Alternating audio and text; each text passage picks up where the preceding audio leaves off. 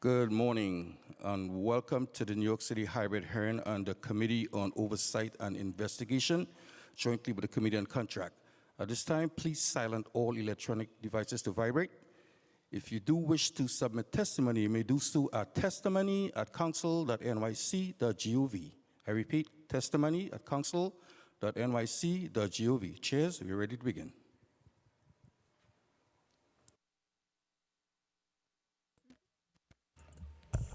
So good morning. We're about to begin the committee. The first speaker is Council Member Chair of Contracts, Julie Won.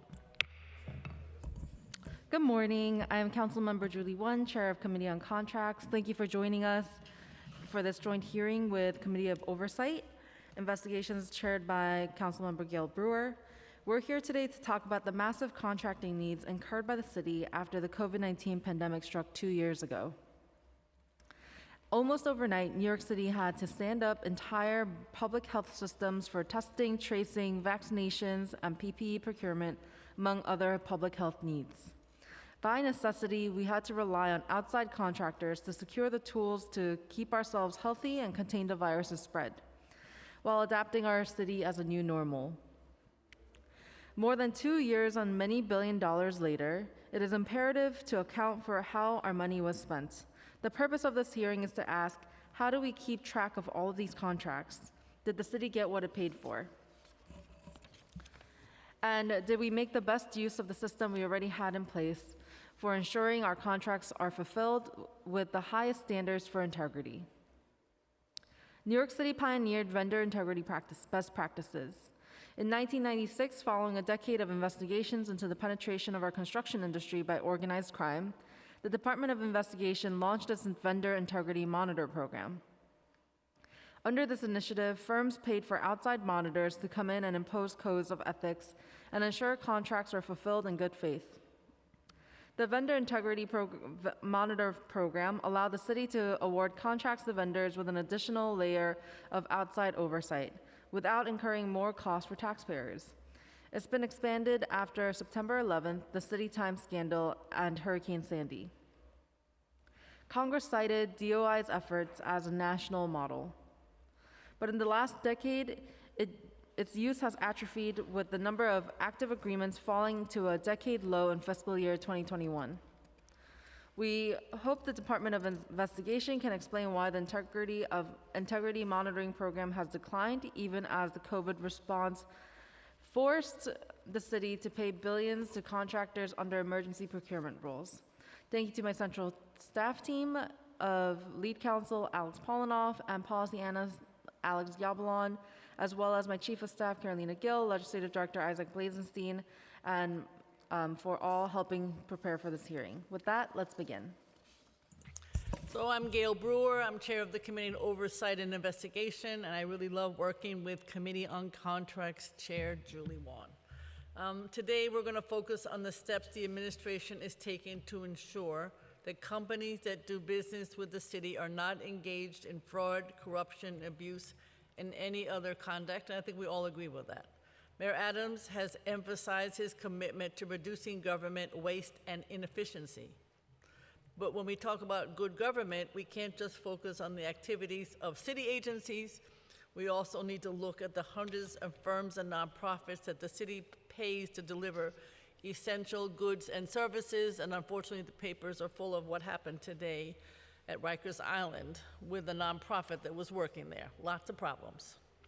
Procurement is a fundamental part of the city government. Last year, the city spent nearly $40 billion on over 100,000 procurement transactions. These contracts help the city fulfill a variety of government functions, all important, from direct services to New Yorkers to maintaining our infrastructure. To ensure that taxpayer money is spent responsibly, the procurement process in our city is subject to a number of exacting regulations. Yet in recent years, the city has relied on a fast-track process known as emergency procurement to get around these regulations in certain contexts. And I know what that was like because I was here during the pandemic and we did need PPE and other things quickly. And so I remember during that pandemic, Then Mayor de Blasio issued an executive order authorizing the use of emergency procurement to acquire the goods and services like the PPE to respond to COVID. And more recently, Mayor Adams authorized emergency procurement for responding to the migrant crisis, the asylum crisis, the seekers. While the city must be able to respond to these emergencies quickly, we cannot let the emergency procurement process open the door to fraud, waste, abuse, and other misconduct because it is public money. In the past, the city has been proactive about ensuring vendor integrity when emergencies arise. After September 11th, when we had immense need for demolition and hauling and reconstruction contracts, the Department of Investigation ramped up its use of outside, quote-unquote, integrity monitors to ensure that public money was being spent responsibly. Has the city taken similar steps in response to COVID-19 and the migrant crisis? And as we heard earlier from Chair Juan, why is their number of integrity monitors going down given the fact that we have many emergency contracts and other kinds of contracts? We're here to get an answer to that question. Today, whether it's through the use of integrity monitors or other measures, we have to make sure that the taxpayer money goes to nonprofits and profits that are good actors. I'd like to thank certainly senior council staff CJ Murray, policy analyst Alex Yablon, and a legislative director in my office, Leo Bolero, for preparing this hearing.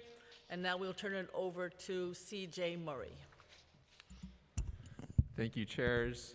We'll now turn to testimony from representatives of the administration. Before we begin, I will administer the affirmation to all members of the administration who will be offering testimony or available for questions. Please raise your right hand. Do you affirm to tell the truth, the whole truth, and nothing but the truth before this committee and to respond honestly to council member questions? Thank you. You may begin your testimony.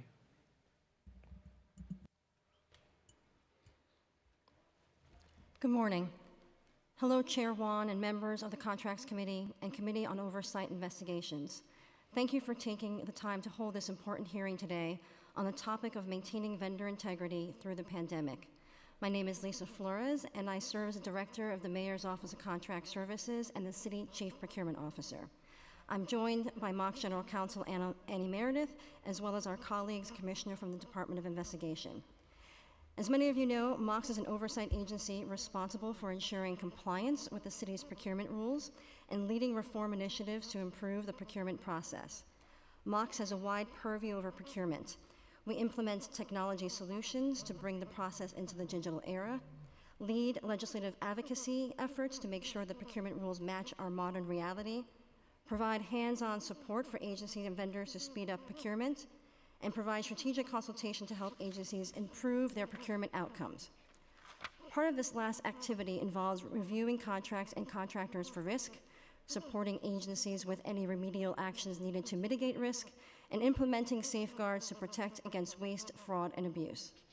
MOCS's efforts here fit within a broad framework of risk prevention, assessment, and remediation, carried out across multiple oversight agencies and based on practices and protocols that have been put in place over decades. With nearly $38 billion in procurement value in fiscal year 2022, this administration is keenly aware that the city's contracting portfolio poses a target for abuse, and we are continuing to find ways to safeguard responsible use of taxpayer dollars through collaborative work across oversight and risk management agencies. The Adams administration has doubled down on managing risk as a core tenet of both being responsible with taxpayer dollars and ensuring agencies are operating as efficiently as possible.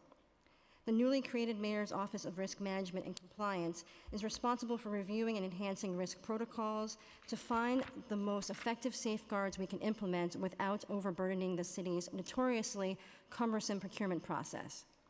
Within this general framework, it is a requirement in city contracting that agencies determine a vendor responsible before awarding them a contract. This is a holistic assessment which must be completed on a contract-by-contract basis as set forth in the Procurement Policy Board rules, which only allows the award of a contract to a vendor who has the capability in all respects to perform fully the contract requirements and the business integrity to justify the award of public tax dollars. Factors affecting a vendor's responsibility can include financial resources, technical qualifications, experience, capacity to carry out the work, historical performance records, business integrity, and others. If adverse information later emerges on a contractor after the contract has been registered, agencies have a range of options to utilize when assessing the best path forward, which can include entering into a corrective action plan and even terminating a contract in severe cases. Broadly speaking, this framework offers a comprehensive means by which to assess, prevent, and mitigate risk at each stage of the contracting process. The crisis set off by the first wave of COVID-19 in the spring of 2020 forced the city to operate under a set of emergency rules, which fast-tracked the procurement process due to the dire need to get personal protective equipment in the hands of medical personnel treating the novel virus. Executive Order 101 temporarily suspended some procurement laws and rules to allow agencies to enter into contracts more quickly at a time of massive supply chain disruption. As part of this process, MOX, in coordination with other agencies, established a process to intake and expeditiously review the multitude of PPP offers we were receiving, many from unknown sources. Each offer was evaluated against the same set of key criteria, including available supply, delivery timelines, vendor integrity, pricing, current burn rates, and projected inventory for key goods. MOX maintained a risk review process for potential suppliers and was supported by GOI to complete V&Cs as needed. While the city identified and referred fraudulent activity for investigation in a few cases, this EEO overwhelmingly saw the successful completion of contracts for needed goods and services. EEO 101 expired July 16, 2021, but the same set of emergency rules was reinstated under Executive Order 322 on December 20th, 2021, to combat a resurgence in COVID-19 cases and acquire the needed test kits. In total, MOX registered nearly 1,600 contracts for COVID-related needs under these emergency executive orders, valued at around $8.5 billion in total. Only a small percentage of these contracts still remain active based on ongoing needs to mitigate the spread of the virus, and any current emergency contracts are submitted to the Controller's Office now for registration.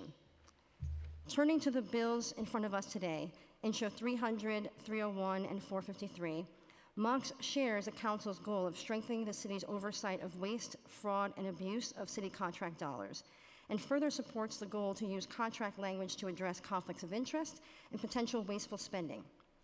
However, at a time where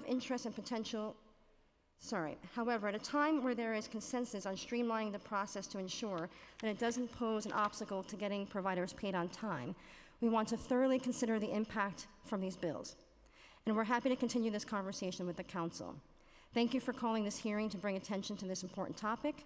While the height of COVID emergency era is over, it is important that we analyze this period to inform our ongoing reform work and ensure that the city's risk mitigation framework is truly maximizing our resources to target the riskiest areas with the strongest safeguards, and we're better able to respond to continuing impacts of COVID-19 and other emergency situations facing the city. I'm happy to keep the Council informed on these continued efforts, and we'll make ourselves available for questions now and after the hearing if necessary. Thank you. So we'll go ahead with the Department of Investigation. Thank you.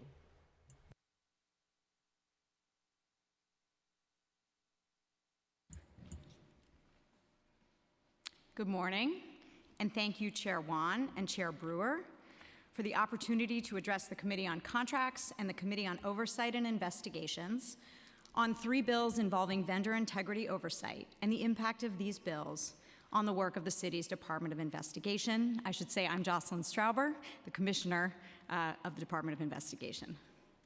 Vendor integrity is and has long been a critical part of DOI's mission to root out corruption, protect public funds, and ensure the existence of strong internal controls and best practices with respect to city operations. DOI's investigations relating to city vendors have led to public reports and recommendations proposing stronger agency oversight of vendor contracts, as well as criminal referrals and convictions. DOI also manages an integrity monitorship program to ensure that vendors with an ongoing contractual relationship with the city who have had integrity problems in the past are acting appropriately.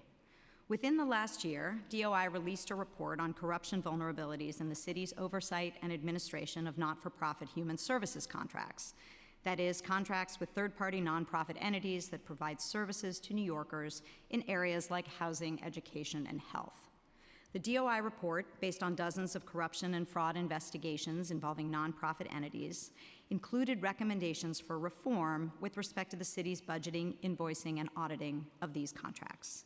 The Mayor's Office of Contract Services has not yet responded to those recommendations, but we understand that they will be considered as part of a task force addressing city contracts with nonprofit entities, and that we will have an opportunity to weigh in on the policies and procedures proposed by the task force. In addition, since February of 2021, DOI has been working on a comprehensive examination of Department of Homeless Services nonprofit human services vendors to identify for DHS potential compliance risks, including conflicts of interest and financial issues, so that DHS can address these risks and, if necessary, end the relationship with that vendor. DOI is making significant progress on this examination and expects to issue a public report summarizing its findings early next year. Vendor misconduct also can involve criminal offenses. For example, a joint investigation DOI conducted with the U.S. Attorney's Office for the Southern District of New York led to the guilty plea of the former CEO of the city-funded Bronx Parent Housing Network, an entity that provided services to DHS. The CEO conspired to enrich himself through bribes and kickbacks in connection with the services that he provided and was sentenced to a 27-month prison term in May as a result. These are just some of the examples of DOI's investigative work to identify and prevent corruption, fraud, and waste in relation to city contractors. Before I address the three bills, I want to explain DOI's role in the city's procurement process, our longstanding initiatives to oversee contracts and vendors that pose a particular risk of fraud and abuse, as well as the steps that DOI took during the pandemic and in the wake of other crises to provide enhanced oversight of emergency-related contracts. The director of the Mayor's Office of Contract Services has already explained the city's standard procurement process. DOI has a discrete role in that process. We provide specific information relating to the vendor and its principals for a prospective contract or contracts valued at $250,000 or more within a 12-month period. DOI obtains that information by conducting what we refer to as vendor name checks. This is not a full background check of a vendor, nor is it a responsibility determination. DOI checks its internal databases and informs the contracting agency of any substantiated findings. We play a small role in the vetting process. City agencies conduct additional checks and ultimately make an independent determination whether to award a contract. DOI also oversees an integrity monitor program. That program is used for vendors with integrity issues, sometimes uncovered through DOI investigations, that the city agencies wish to continue doing business with. While these issues might ordinarily preclude a vendor from obtaining city business, this program allows the company to continue to perform under existing city contracts or be awarded new contracts under certain conditions. These include the condition that the company pays for an integrity monitor and makes other arrangements, such as separating principals who engaged in misconduct from the business and the implementation of policies and procedures and training of employees to ensure the entity's integrity. The monitor reports directly to DOI so that we can maintain close oversight and work in real time with both the vendor and the contracting agency to address any issues. DOI can also join the monitor on site visits, audits, and investigations. For example, a critical Parks Department contractor pleaded guilty to a $1 million insurance fraud earlier this month. So that the agency could continue doing business with that contractor after it was initially charged, the contractor was required to retain a monitor that reports to DOI. The terms of the monitorship include remedial measures, such as barring the now former principals of the company and any entities those individuals own from working on any city contracts and construction projects, and requiring the company to establish a code of conduct and trade employees on it. The city has taken a similar approach with the Bronx Parent Housing Network. Because that network provides critical services for the Department of Social Services, DOI worked with that agency to strengthen oversight of BPHN, requiring it to retain a monitor that reports directly to DOI so that it can complete its existing city contract. Vendor integrity and identifying and stopping vendor fraud are high priority areas for DOI and will continue to be. That is important context for our position on the following three bills. We do not support Intro Bill 300, which would establish a special inspector within DOI to review contracts that were entered into in response to the COVID-19 pandemic. DOI opposed a similar bill, Intro Bill 1980, that was introduced 2 years ago. My predecessor's core concerns about that bill, as expressed in her testimony, apply to the current bill as well.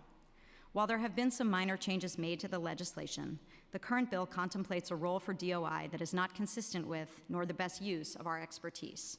Furthermore, to be frank, it is a role that we cannot fulfill given our current resource limitations. First, the bill has an unfunded mandate to appoint a special inspector to collect and review COVID-19 related contracts in order to identify deficiencies. This broad contractual review would require significant resources that we do not have. To attempt this work with our current staffing would significantly damage our ability to pursue our current docket of active investigations. Second, the bill asks that DOI report the results of the review and other specific vendor information in a public database. DOI does not maintain this information as a general matter. We are an investigative agency, and while we of course can obtain such information for our investigations, our role is not to parse city contracts or manage city contract data as a general matter. Putting aside our limited resources, the tasks contemplated by this bill are not the best use of our expertise.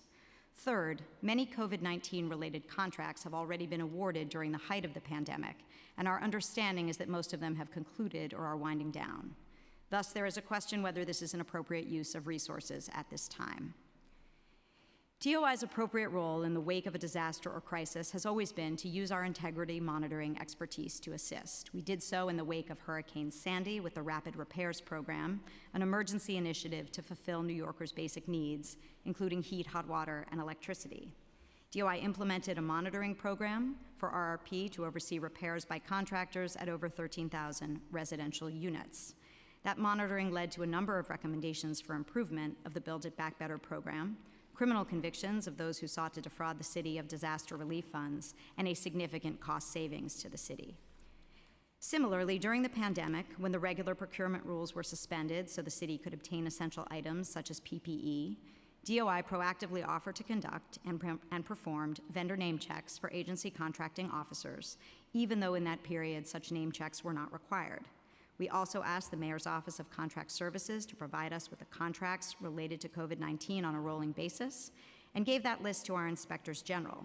They took a number of steps to ensure the integrity of the vendors. Among other things, they discussed the emergency contracts with the agencies they oversee, checked certain vendors through a matrix of databases, and investigated whether certain purchases were made and if they comported with the intended purpose. DOI also conducted criminal investigations of COVID-19 related fraud and misconduct.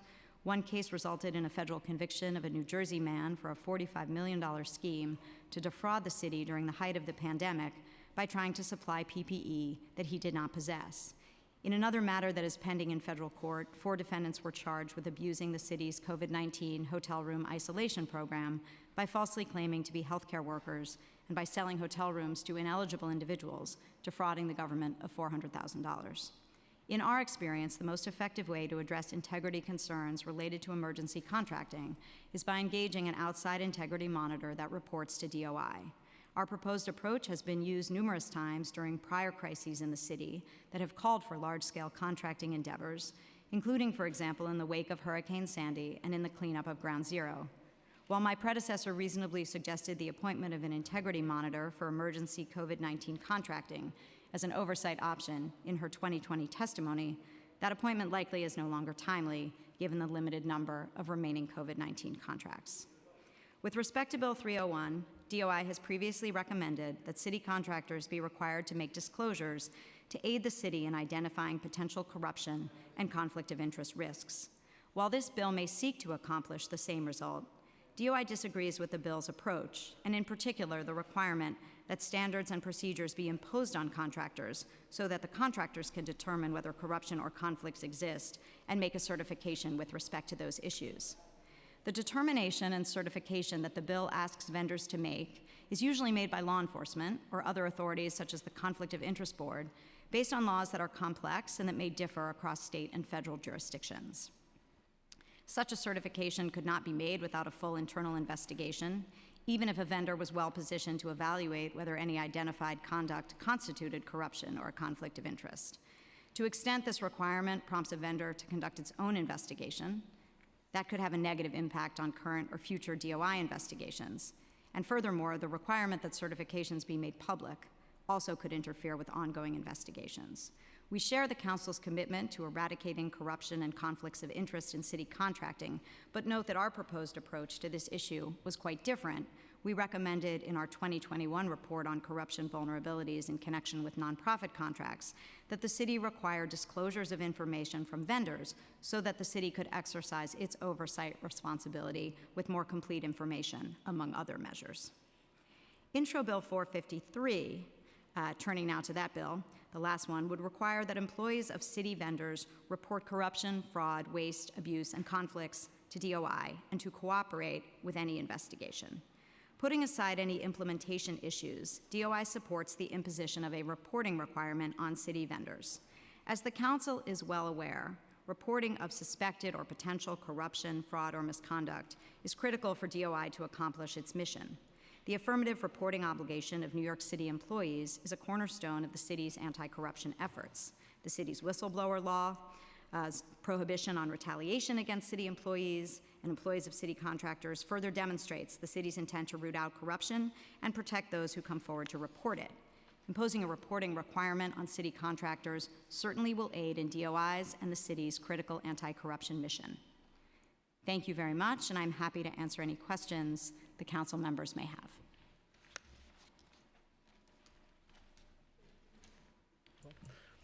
So we have Councilmember Velasquez. I believe Councilmember Gennaro was here earlier.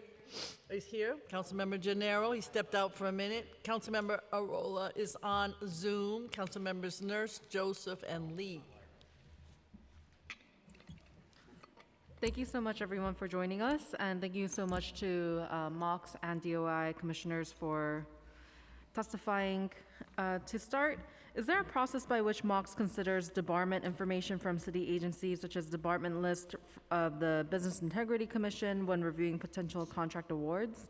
If yes, please explain the process by which MOX considers and reviews such information to ensure that principals of companies looking to do business with the city have not formally been debarred by other city agencies, and if no, why does MOX not review that information, particularly when the information speaks directly to potential integrity issues? Thank you for your question, Chair.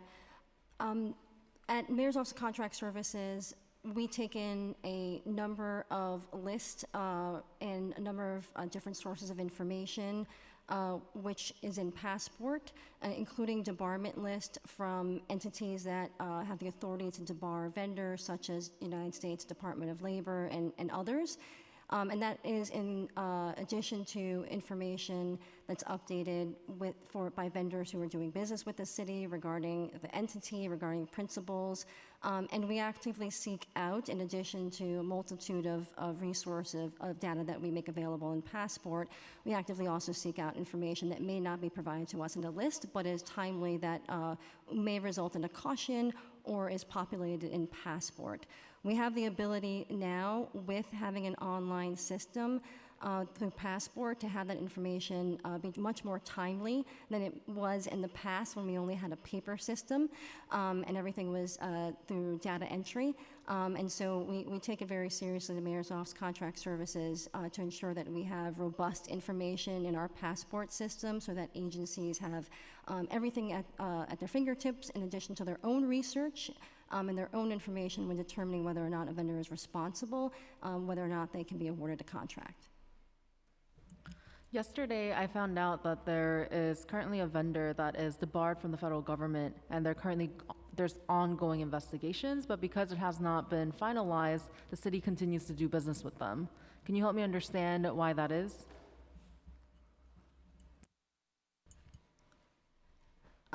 Chair, I'm not familiar with the particular circumstance of the vendor, but there obviously is due process in terms of what information we put in and the details regarding a particular investigation. I will say that there are questions within passport filings that require both the entity and principal to affirm whether or not there is an investigation, and there are certain standards about what types of investigations, and also an obligation, in addition, if an agency comes aware of information, that they should be contacting our office so we can determine in consultation either internally with our counterparts and other stakeholders and other oversight agencies whether or not the information rises to the level of including a caution. But that is there. It depends on each particular circumstance with the investigation and the status of what would be entered in and when. But happy to work with you offline about that specific vendor, and my general counsel, Annie Meredith, is here, and we can dig into that with you. Yeah, we'll definitely be following up on that contract. Would an individual that has been previously prohibited from doing business with one city agency or from receiving a permit to operate in a specific sector be allowed to receive a contract by another agency? So first I would start off with sort of terminology in prohibition, as the commissioner mentioned in her testimony and briefly in my testimony. The determination of responsibility is made on a contract-by-contract basis, which is why it's so important for us to have updated and accurate information in our passport system so that the agency can make that determination. It is each agency's process and supported by the charter and the PBB rules to make a determination based on all information available, whether to contract with that vendor for their particular contract needs, goods and services. So it is possible for one agency to review information and determine that it is in light of the information not to move forward, but the scope of work for another agency, they may make a determination that they can move forward.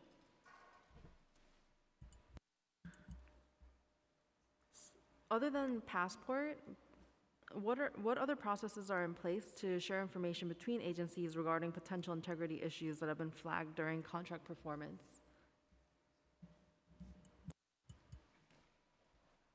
Passport obviously is the source of information.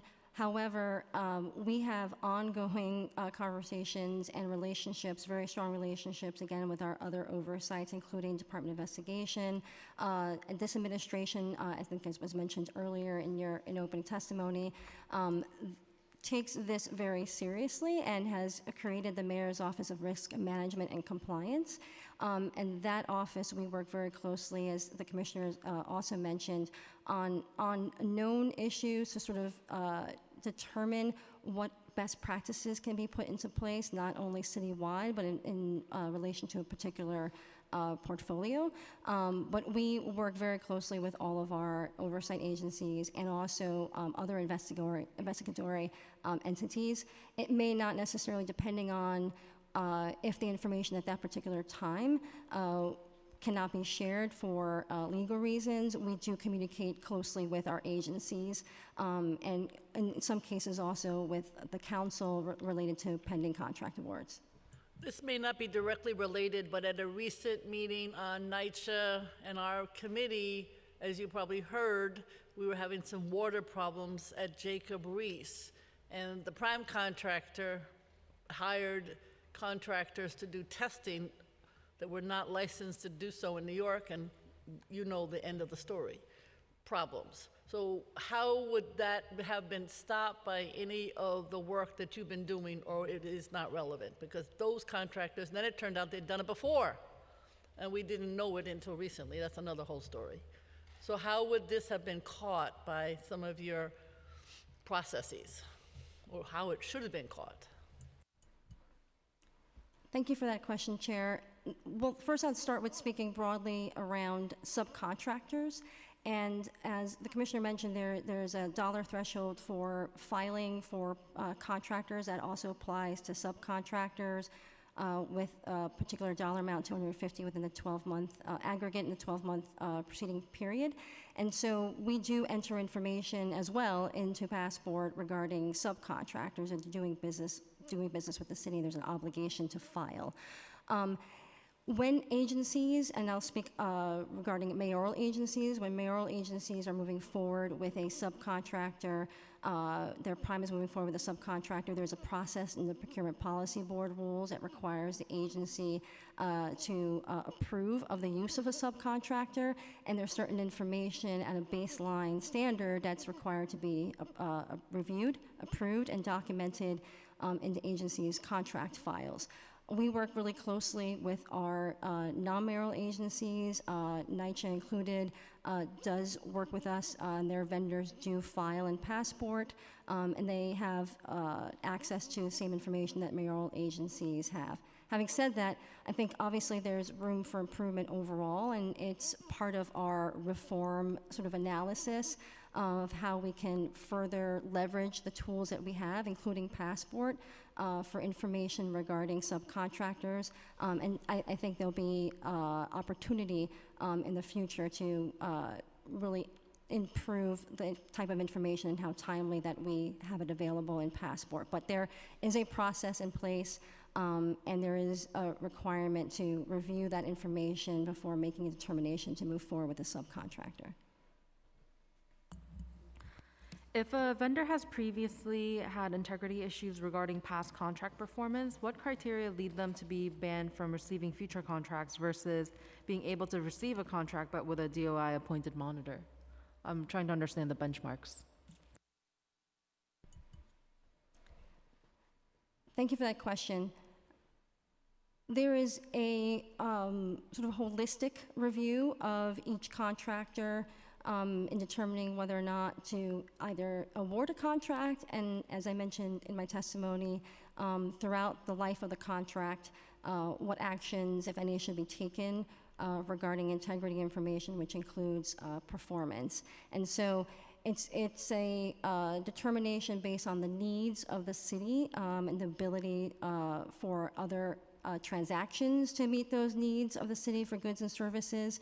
And it's important for us to have the flexibility as is allowed within the charter and the PBB to ensure that we're protecting the city from waste and fraud, and also make sure that we're getting those goods and services. So there's not a sort of one-size-fits-all approach to how to deal with a performance issue. In some cases, it may mean that the city agency no longer will contract with that particular vendor. In other cases, I think as was also mentioned in the commissioner's testimony, there may be sort of a higher level of engagement, either with a corrective action plan or a monitoring agreement reporting directly to the Department of Investigation. So is there a written set of criteria or quality control for these vendors, or is it case-by-case basis is what I'm hearing? As it relates to performance evaluations do have a sort of a standard set of questions and categories and criteria by which agencies review performance on an annual basis.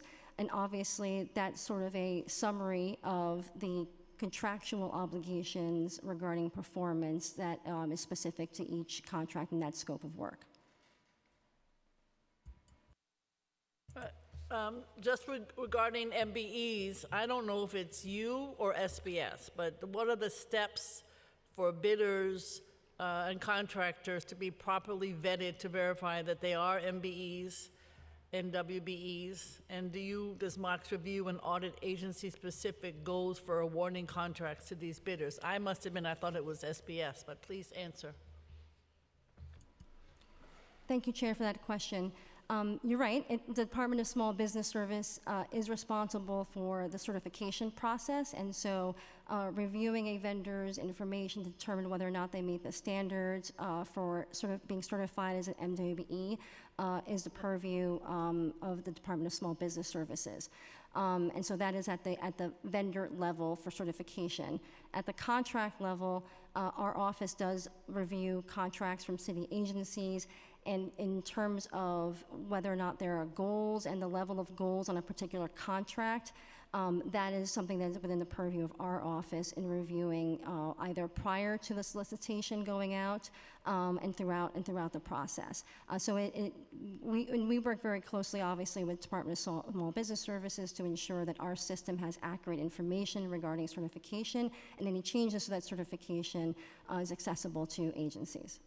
Just to go back to the non-mayoral, the H&H, the NYCC, I don't even know if DOE, EDC, how do you do the same for them as you do with the mayoral, or you don't? How are you have, because this NYCC debacle was pretty extreme.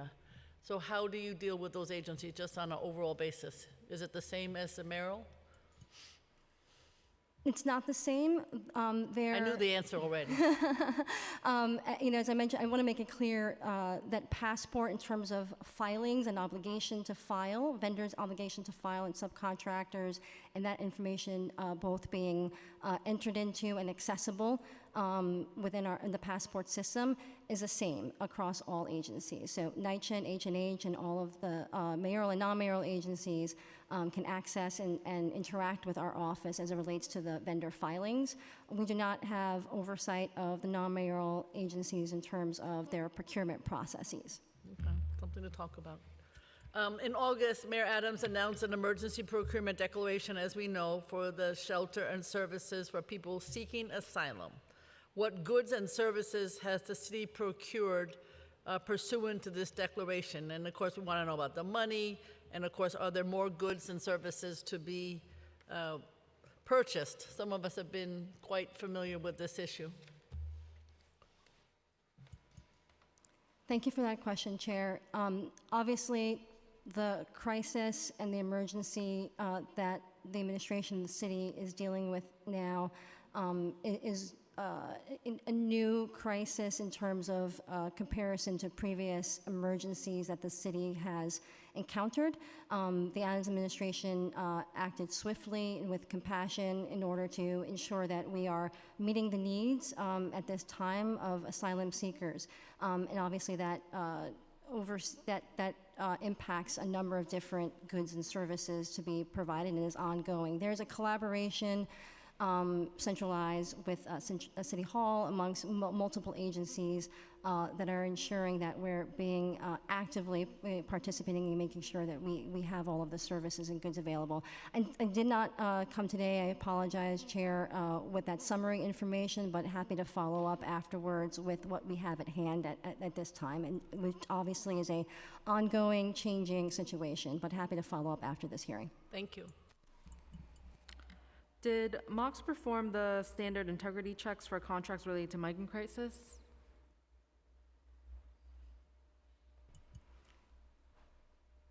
The integrity check, Chair, in the case of emergency procurement, just to make a distinction, the process for procurement, contracting, and therefore integrity review follows a little bit of a different path than a non-emergency contract.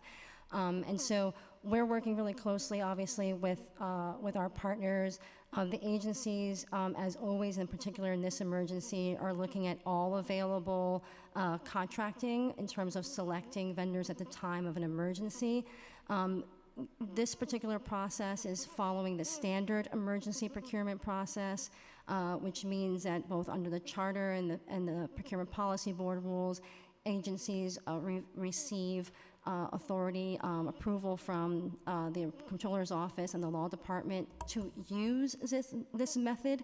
And ultimately, when contract actions or amendments to existing contract to address the emergency are ready for registration, those will be sent to the Comptroller. So we're actively working in partnership with all of our agencies, but the process for integrity review is slightly different than a competitive contract. So can you help us understand what the difference is? So starting with sort of a baseline for a competitive contract, using a competitive sealed bid or an RFP, for example, an agency is putting out a solicitation, vendors are responding to that solicitation. they're doing an evaluation of the vendor's ability to perform those services. When there's a potential award to be made to a contractor or contractor, then the agency follows the appropriate paths for oversight, whether it's public hearing, the law department, Office of Management and Budget, and also the review of the vendor's integrity, which may include, as the commissioner mentioned earlier, a piece of the process, a vendor name check, reviewing all of the pertinent information and passport and other resources, and making a determination that the vendor is responsible, and then moving on to registration. In the case of an emergency, again, it's important that this particular method allows the city to quickly respond to potential danger to property or to life. And so that so pre-approval, as I mentioned earlier, by the Comptroller's Office and the Law Department, gives the agency the authority to use that method. They are required to use the most competition as practicable, again, with the first and foremost being able to respond to the emergency. When selecting a vendor or vendors that may be able to perform the work, agencies do review some integrity information, obviously, but there is another step later on in the process when they're ready to compile the contract for registration. There's a major distinction that in an emergency procurement method, unlike a non-emergency situation, the contract in non-emergency situations is only implemented when registration happens. Here again, the emergency procurement method allows agencies to make decisions that are in the best interest of the city, including that the vendor has a business integrity to do business with the city, but there's an additional step later on in the process. For the public, can you just state to make sure that I'm hearing you correctly, for emergency contracting or emergency procurement, the standard integrity check is not performed? Thank you, Chair, for the opportunity for that clarification. There are responsibility determinations that are done for all contracts. The engagement with a contractor in the emergency situation happens earlier, obviously, in the need to respond to the emergency, and there are reviews that are done by the agency on a case-by-case for each contract need, and the responsibility determination that is standard happens at a later time. So there are multiple times within the emergency procurement process that an agency is reviewing the contractor's information to determine to move forward. So is there a standardized later time for these contracts, or is it a case-by-case basis when we talk about the time frame of a later time? There is not a time frame set in the rules. Again, I would say that the immediate issue is responding to the emergency, getting that pre-approval from the Comptroller and Law Department for the use of that method, reviewing information regarding vendor or vendors that the city intends to enter into that emergency procurement, and then the contract documents and other steps in the process would happen, as in any procurement, happen depending on a number of factors, right? I think overall, we hope to get to a place, even with competitive procurement, that there's more of a reliability, especially from a vendor's perspective, of how long the process would take. At this time, it really varies. Within my district, I have more than 20 shelters, and half of them were emergency shelters due to COVID and the migrant crisis. The contracts were awarded to vendors who did not show up even though they were paid for that contract, or they were awarded that contract for more than 2 weeks. So they were just empty hotels.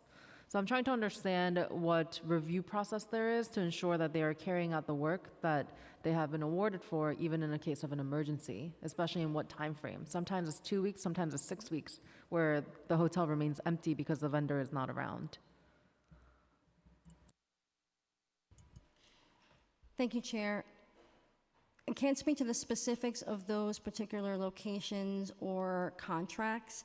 You know, there may be, not only in the circumstances that you're describing, but in other circumstances, a intent, obviously an approval to use the emergency procurement method, but there's a negotiation with each contractor in terms of when those services are to begin. So I would definitely need to follow up with you afterwards to provide more information. But obviously, the administration takes very seriously holding our vendors responsible to the expectations of the contract. So I'm happy to work with you after this with more specifics. What, if any, exceptions were made during the review process for facility construction, I think you know what we're talking about, or service contracts related to the asylum seekers and the crisis that they're facing? Obviously, maybe it's back to the questions I asked earlier, but were there exceptions made? Thank you, Chair. If I may ask, is the question whether or not the process was similar to what I described earlier in terms of the emergency process? Yes, exactly. In other words, were there exceptions to the review process for things like the purchase of the tent or other kinds of facility constructions? In other words, what kind of process did it go through? The review process, if any. Thank you, Chair, for the clarification. The processes that are being used for emergency procurements follow what I described earlier. And as I said, the agencies in any situation, whether it's this situation or another emergency situation, do make every effort to leverage existing contracts, for example. In that case, obviously, if they're leveraging existing contracts for a particular emergency, then those particular contractors had been previously vetted through a competitive process, but also locating vendors to meet needs that may not have been leveraging an existing contract. So the processes are similar to the ones I described earlier for all emergencies. Okay. I believe we're going to have another hearing in the future on the issue of the cost and benefits, you could say, of some of these emergency contracts. So maybe we could discuss it then. Also, were there MBWE contracts for emergency contracts for this particular crisis? Do you know if some were let on that topic, MBEWBs, for emergencies that we're facing today?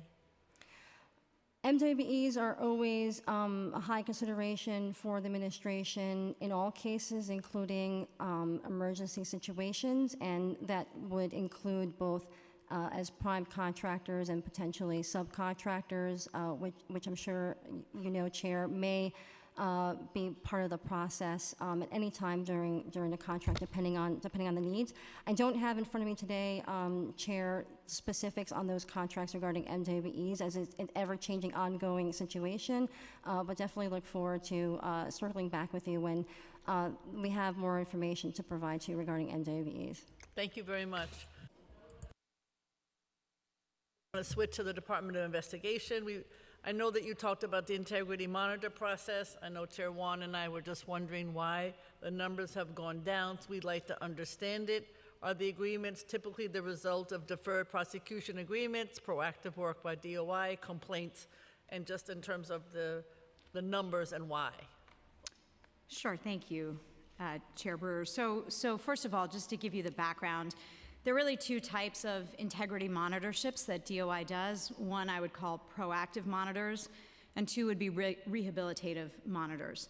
A proactive monitorship is a situation where the city's undertaking a large capital project, and a decision is made that, given the scope of the project and the expense, engaging an integrity monitor at the outset, before there are any potential concerns about fraud or corruption, is a cost-saving measure, because having someone on board to oversee whatever that work is going to have a deterrent effect. So that's a proactive monitorship.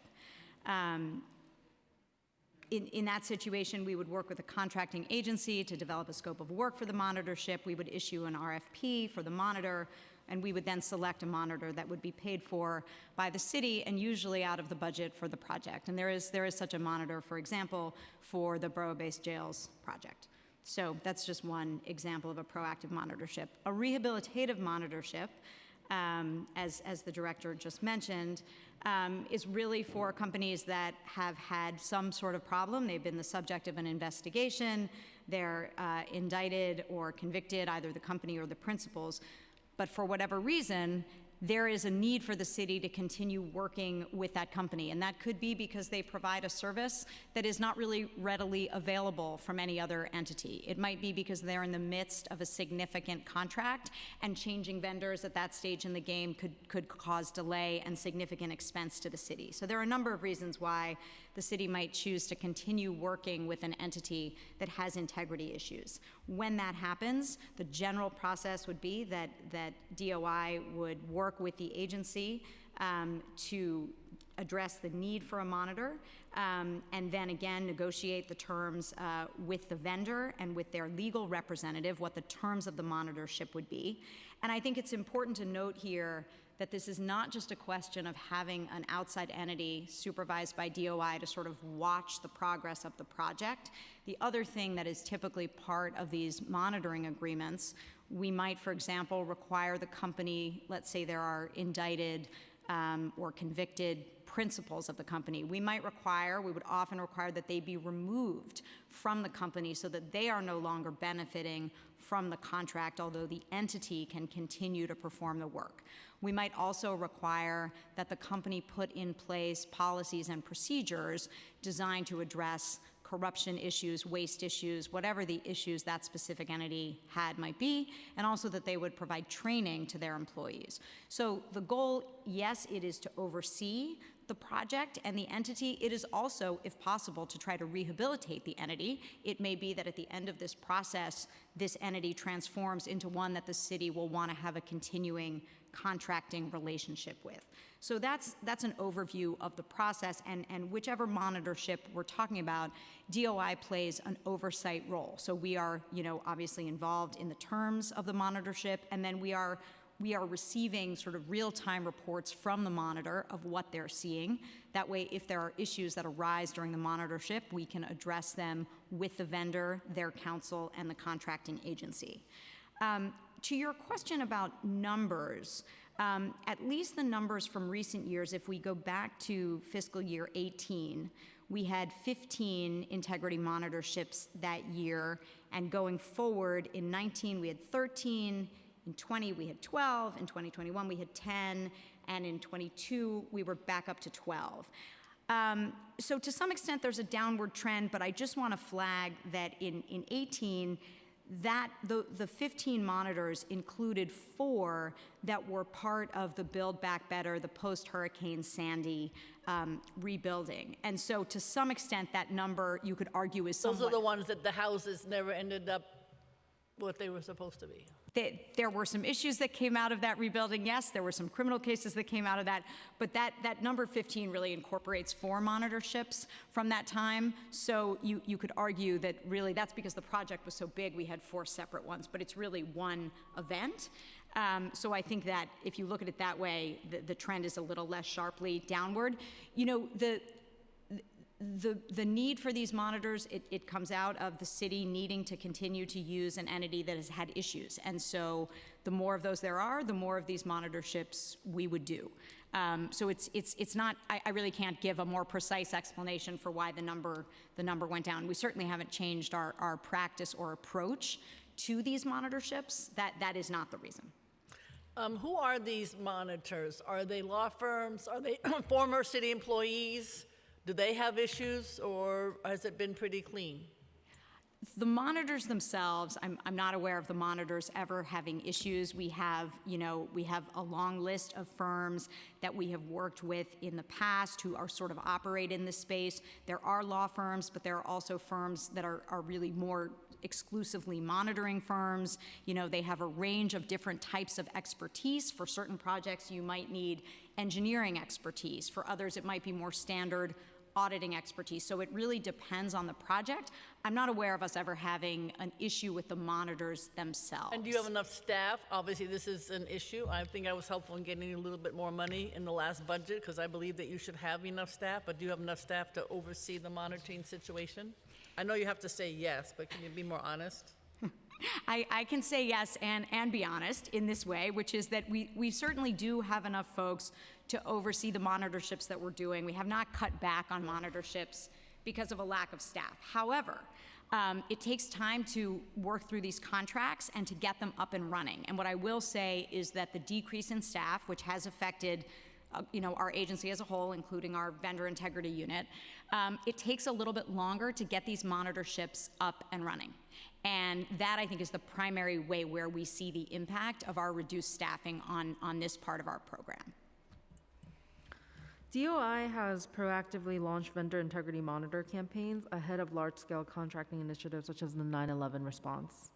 Why did it not do so for the COVID response or the emergency asylum seeker refugees? So with respect to the COVID response, my understanding, and obviously I wasn't at the agency at that time, was that, as I explained, the funding for the monitor comes out of the funding for the project. And at least at the time that this issue was raised as a possibility, the possibility of a monitor, there was not at that point funding available, as I understand it. In addition to all of the funds that were already being expended on the COVID response, there was not funding available to hire an independent monitor. So that's the reason with respect to COVID. I think with respect to the current asylum crisis, as I understand it, contracting on that is very much ongoing. Whether that is an appropriate set up for an integrity monitor, I think is yet to be seen. It's certainly something that we could discuss and consider, but I think it may be somewhat premature at this stage before we have a sense of the full scope of expenditures to know whether it would be appropriate or not. But it certainly could be, and we would certainly be happy to have that discussion.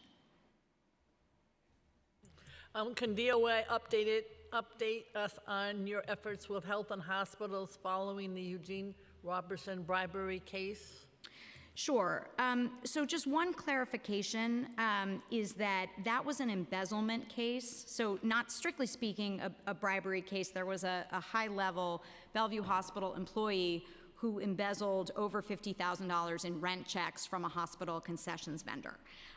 In terms of the work that arose from that case, our Inspector General for Health and Hospitals is currently conducting a review of the processes and procedures with respect to concessions, licensing, contracts, and leasing. So that's an ongoing matter that also involves the H&H corporate controller and various CFOs of the health and hospital facilities. And the goal, sort of in light of the criminal case, is to identify whether there's any other potentially misappropriated funds relating to concessions or licensing, and to assess the current state of internal controls around rental revenues to ensure that they are sufficient to monitor and minimize any ongoing risk of misappropriation. And this is still an ongoing review. Before we go to the next question, I want to thank Councilmember Ayala and Councilmember Krishnan for being here today. Thank you so much. One of the bills we are hearing today, Intro 301, would require the city's chief procurement officer to develop procedures for city contractors to use in order to identify conflicts of interest between their employees and employees of the city. Currently, are city contractors required to take any affirmative steps to identify such conflicts of interest? And if so, I know that Lisa Flores has said that there are questions within the passport system. Can you provide more details on that, if that's the only affirmative step that they're currently taking?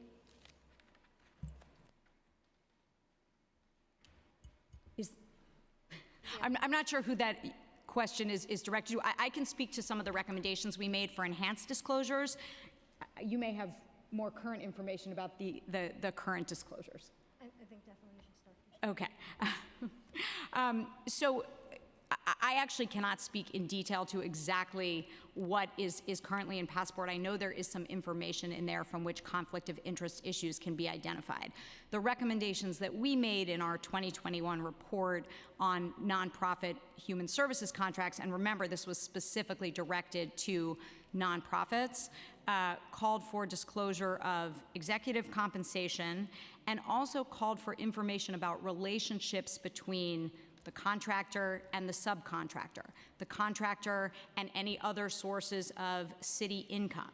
And these were not disclosures or certifications about whether or not there was a conflict of interest. These are questions that would just give the city more information to bolster, improve, support the information it already has in making conflict of interest determinations and in evaluating expenses.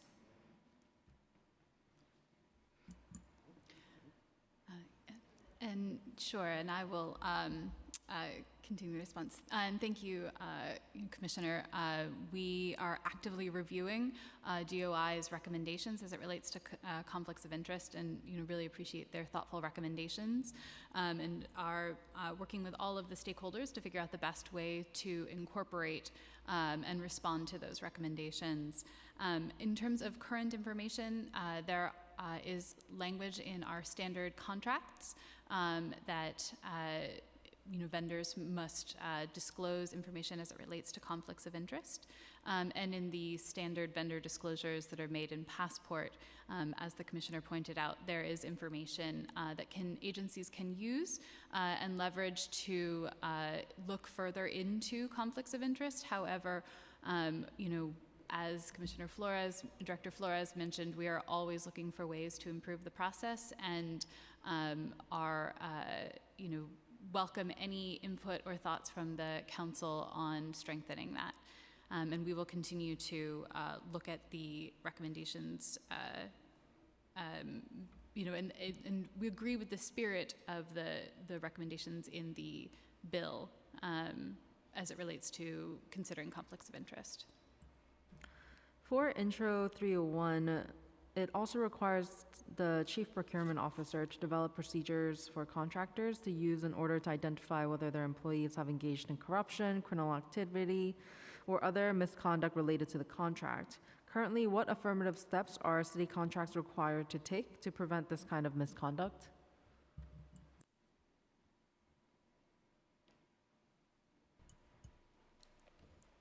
Chair, as Annie Meredith, my general counsel, mentioned, there is language both in city contracts and information related in disclosures that both either provide information that can be used for reviewing potential conflicts of interest and/or require vendors to report conflicts of interest. So as mentioned earlier, I think there are really robust recommendations as well that were in the DOI report from, I think, December 2021.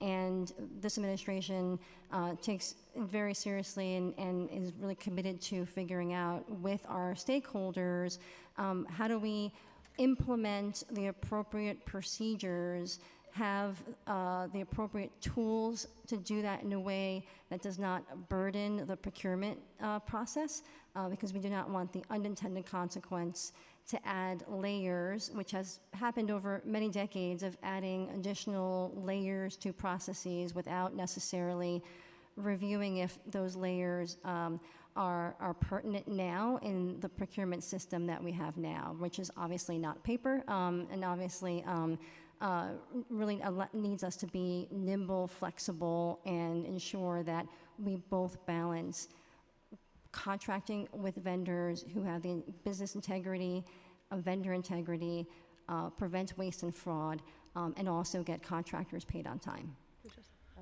Go ahead. I just have a quick question, because the PBB rules are supposed to enable the agency to do some of this oversight. It's my experience that sometimes it's done well, sometimes it's not. I read the PB rules because Marla Simpson sent them to me. You know how Marla is, right? She sent me tons of them last night. So I got through as many as I could. So how, if you don't know Marla, then you don't know but you do know Marla, so you know why she sent them to me. So my question is, how are they implemented? So that is the goal by which you are trying to achieve this kind of integrity.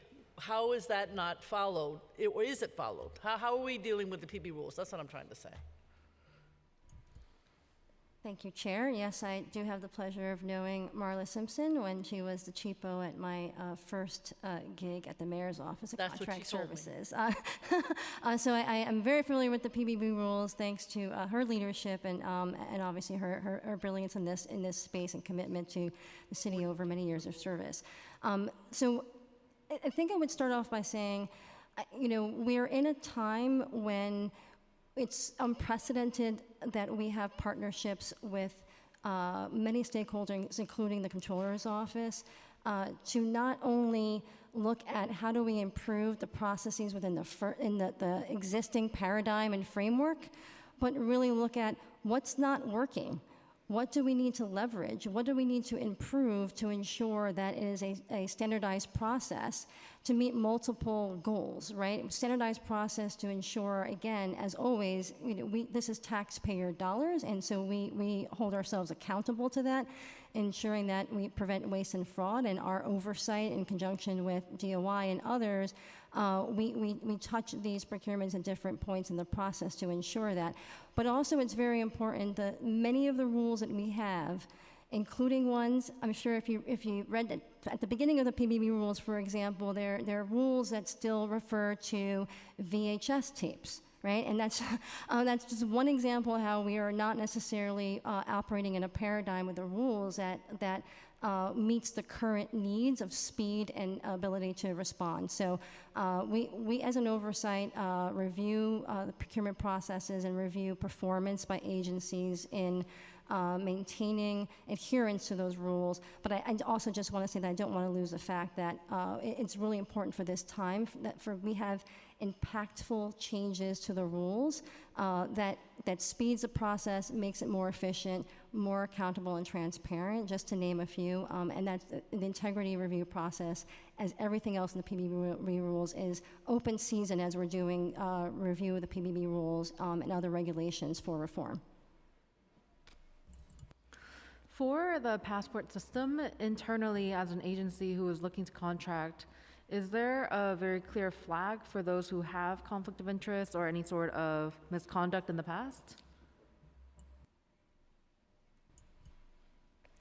Thank you, Chair. I can answer that question and pass it off to my general counsel for more details. But as mentioned earlier, there are certain sort of steps or standards, if you will, related to putting information into the system as a caution. And that cautionary information then is available to every agency that's doing a procurement, a contract action, and alerts them to review that information and take it into consideration in making their award determination. And again, I can't overstate, again, as a person who was doing procurement at the time when Marla Simpson was the cheapo, and we still had Vendex forms, which were delivered in paper and data entered by individuals on a blue screen with, Alt 5, Alt 4, and in some cases took months to put into the system. That was not a way to provide the most accurate and timely information for agencies to make the determinations. There's room for improvement, as there always is, but we are able now, unlike before, to really respond quickly in putting information into the system and make it available to agencies. Thank you. My last question is about the report from DOI with all their recommendations for recommendations to reform the city's budgeting, invoicing, and auditing of the contracts. Can you help me understand why the recommendations haven't been put into place from MOX?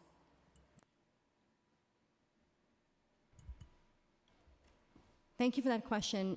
We have reviewed early on in this administration those recommendations and have had both preliminary conversations with our counterparts, including Department of Investigation, and are using that as a framework for ongoing reform work. As I mentioned earlier, this administration is putting front and center procurement and understanding that everything that the city needs and buys is reflected in our procurement policies, rules, and procedures, both what impacts at the selection process, but also on the contract management process. And many of the recommendations also have to do with post-contract registration and contract management. And so there are very robust conversations happening with our counterparts around how do we implement and envision implementing some of those recommendations at a future state, again, that are sustainable, scalable, and that do not slow down the process. So we will continue to be working on that, and it's hard, long work, and we are 100% committed to having many of those recommendations with our counterparts be implemented in the future. So 2 last questions for DOI. One is, as you see on the papers today, a nonprofit was in deep trouble for hiring people who went to Rikers and produced drugs for those who are detained. So I know that program very well. They do have other contracts with the city. So how would that be handled? They house people, et cetera, et cetera. How would that be handled in the future? Why don't we start with that? Would that be an opportunity for a monitor, or is nothing done? So I think it could be. I think the questions that go into consideration of whether there's a monitorship, imposed or requested when there's not a criminal charge, and obviously there is no criminal charge in this case, is whether there are substantiated findings of misconduct. I've seen the article that you're referring to as well. And so I think it's certainly something that could be considered. As I know the council is aware, there are other aspects of Exodus's work, including their work with a security company that the mayor's office referred to us for investigation. That investigation is ongoing. I obviously can't speak to other ongoing investigations, but it's obviously well known that DOI works with the Department of Corrections to investigate contraband cases. So there are a number of things that I think flow from the allegations in that article. I was just giving an example because I'm sure as the public, when you read that, then you wonder if my son is now housed at one of their facilities, will something similar happen, and who's paying attention? That would be a question I would ask. So it's just an example. Yes, and I can certainly say that we are paying attention. I know that the Department of Corrections is paying attention. So this is certainly an important issue. Okay. And then also for the future, what do you need to know to determine if a monitor would be appropriate for those that are dealing with the migrant crisis? Because there are many, many contracts that are involved. How would you even begin to think about it in this very fast-moving situation? Well, I think for a situation like that, we would want to have, an understanding of the current and anticipated scale of the contracting, how many vendors are involved, how long, we expect the contracts to last, exactly what they're for, what kind of contracts they are, really sort of all the considerations that would go into, weighing what is the cost and expense of imposing a monitor versus the amount of potential savings in light of the risk of fraud and abuse that any particular contracting situation poses, and that's how we would go about that analysis. Okay, thank you very much. I think we're going to go to the public testimony now, but I want to thank my co-chair and also to state that this is a conversation that is nuanced, but it's not nuanced if the public money is not spent correctly. So I appreciate your oversight. A lot more needs to be done. Thank you very much. And now we'll go to the public.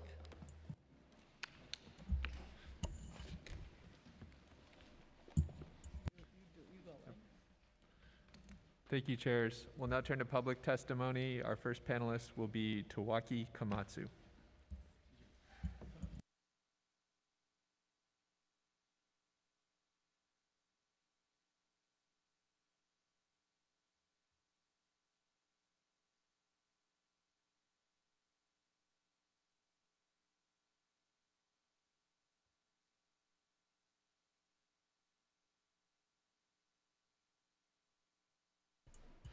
Hi, I'm Tawaki Komatsu. I've testified to most of you previously, mostly to no avail.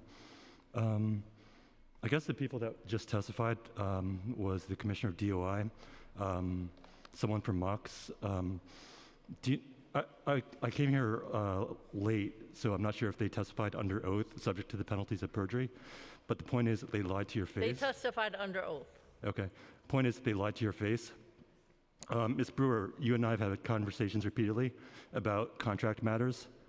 And the fact of the matter is, on Saturday, I filed a new federal lawsuit against Urban Pathways.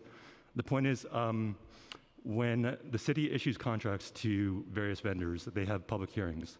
And with regards to HRA, people have a First and 14th Amendment right to go to HRA's headquarters to examine those contracts prior to those public hearings. Problem is, HRA still won't let me walk through the doors to do that. There's a public hearing about a vendor named iOS Acquisitions in 2 days. I contacted HRA to get that authorization to go to its offices to see that contract prior to that public hearing. Guess what? They still won't play ball.